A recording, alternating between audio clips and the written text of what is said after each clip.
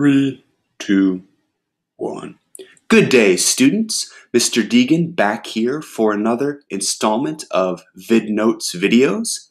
Please get out your Unit 2 VidNotes packet, Renaissance and Reform.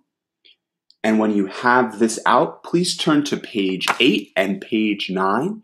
Today we're going to be going through lesson number 4, How Church Reform Spread. And we're going to build on what we learned last lesson about Martin Luther, the German monk who supported and really sparked the Protestant Reformation. So today we're going to be talking about the supporting cast of Martin Luther, people who inspired him and people who were inspired by him.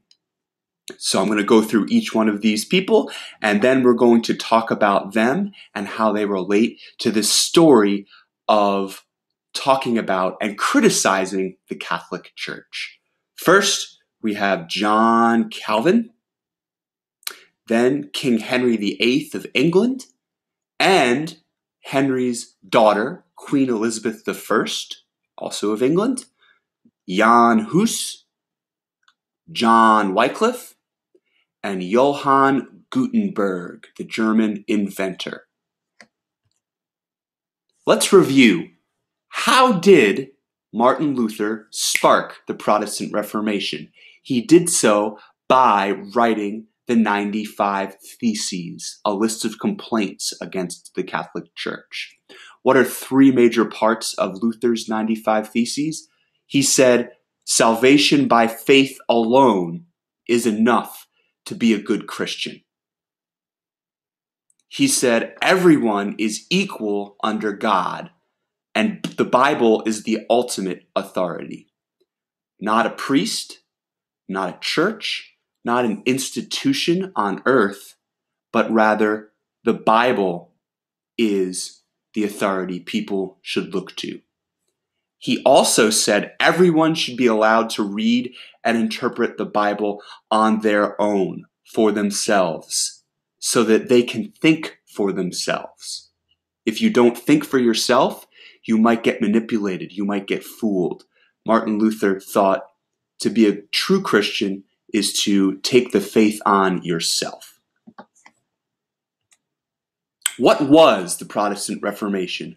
Well, it involves the religion Christianity, and it involves a split in Christianity.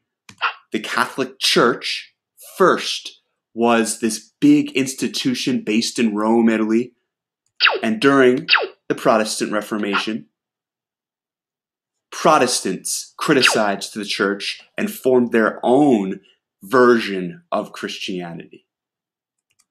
And Martin Luther was at the center of that. Before Martin Luther came to the earth, there were reformers who inspired him to criticize the Catholic Church. He didn't live in a vacuum. So two of those reformers who we're going to talk about now are Jan Hus and John Wycliffe. They were dissenters.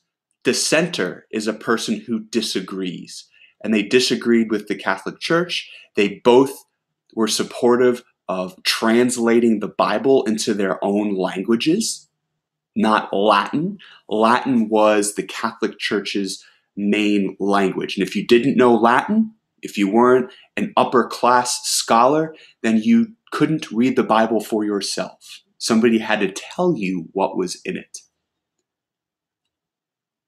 John Wycliffe, let's talk about him first. He was from England, and he was an educated man. He went to Oxford University in England, and he later became a professor and a theologian, someone who studies religion. He believed the Bible was Christianity's ultimate authority, and he created the first handwritten English Bibles in 1380.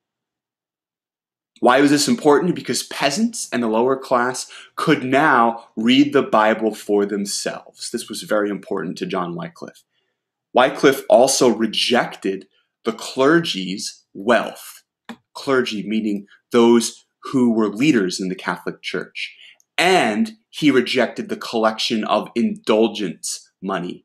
In a previous lesson, we talked about indulgences, which were basically the Catholic Church's way of forgiving people's sins.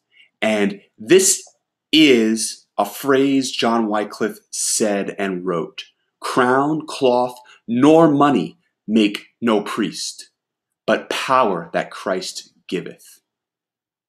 Talking about a true believer of the Christian faith. How did the Catholic Church punish this critic, John Wycliffe? Well, he died of natural causes in 1384, but about 40 years later, in 1428, Pope Martin V declared Wycliffe a heretic, an outlaw, and this pope ordered that Wycliffe's body be exhumed, dug out of the ground, and burned. And this is a sketch that shows people burning the body of John Wycliffe. They wanted to tarnish his legacy. They wanted to disrespect him, even in death. Like John Wycliffe, Jan Hus, there are a couple different ways you can say his name. We're going to stick with Jan Hus. He criticized the Catholic Church very early on, before Martin Luther. He was from an area in Eastern Europe called Bohemia. Today, Bohemia is the Czech Republic, not too far from Russia. Who is Jan Hus? He was a priest, philosopher, and a follower of Wycliffe. Hus came a little bit after Wycliffe. Like Wycliffe, Hus was a supporter of translating the Bible from Latin so Bohemians could read it for themselves. And Jan Hus also was targeted by the Catholic Church. The Church found Hus guilty of heresy, of being an outlaw, and in 1415, they burned him alive at the stake. And this drawing shows that incident. Hus is tied to a stake, and he is about to burn alive for criticizing the Catholic Church. Was Jan Hus a prophet? As Hus felt the flames coming up his stake, as he was about to burn alive, he said this: "In 100 years, God will raise up a man whose calls for reform cannot be suppressed." Suppressed meaning stopped. And there was a man 100 years after who said this that was able to change the Catholic Church. And his name was Martin Luther, as we've talked about. He nailed the 95 Theses to the church door at Wittenberg, which sparked the Protestant Reformation. So, was John Hus a prophet?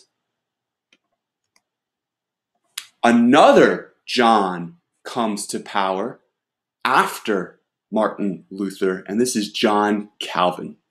He set up a Christian community in Switzerland in Central Europe. He was born in France. John Calvin was a French pastor and theologian who criticized the Catholic Church. He was 8 years old when Martin Luther wrote his 95 Theses, so this made an impact on him. One of John Calvin's major beliefs was predestination, the belief that God has decided all things beforehand, including which people will be eternally saved from damnation, saved from hell. John Calvin fled France in 1533 when the king ordered all Protestants arrested in France. And he moved to Geneva, Switzerland in 1541 and was asked to lead a theocracy there. What's a theocracy? It's a government that is controlled entirely by religious leaders and whose laws are religiously based. So John Calvin went to Geneva and left this legacy of Christianity that had strict rules. If you lived in Geneva, Switzerland, you couldn't wear bright clothes, you couldn't gamble or play cards. It was a very strict society based on strict